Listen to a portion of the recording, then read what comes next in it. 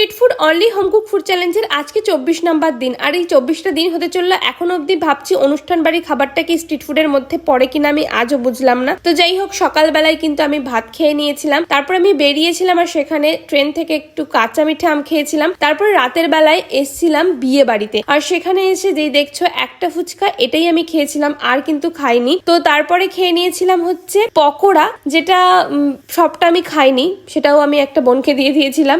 তারপর বসে গেছি খেতে। খাওয়ার প্রথমেই দিয়ে দিয়েছিল হজমোলা, কারণ খাবারগুলো খেতে হজম করতে হবে না। তারপরে দিয়েছিল লেবু, আর লেবুর পরেই দিয়েছিল ডিমের ডেভিল আর তার সঙ্গে সস, যেটা আমার বেশ ভালোই লেগেছিল খেতে। তারপরে ছিল ডাল, ভাত আর চিপস। তো এটা লেবু দিয়ে বেশ ভালো করে মাখিয়ে চিপস দিয়ে ডাল দিয়ে খেয়েছিলাম ঠিকই। আর তারই মধ্যে চলে এসছে পটল চিংড়ি, আর পটল চিংড়ি পরে চলে এসছে মাছ। আর এত কিছুর মধ্যে আমার এখনো ডাল দিয়ে ভাত খাওয়াটা শেষ হয়নি। ডাল দিয়ে ভাত খাওয়া শেষ হতে না হতে দিয়ে দিয়েছে ফ্রাইড রাইস আর চিকেন কষা, আর লাস্টে ছিল চাটনি, পাঁপড় আর মিষ্টি, আর আইসক্রিম ছিল। আইসক্রিমটা আমি খাইনি, মাকে দিয়েছিলাম। তো আজকের মতো ভিডিওটা এই অবধি, দেখা হচ্ছে নেক্সট ভিডিওতেই। টাটা।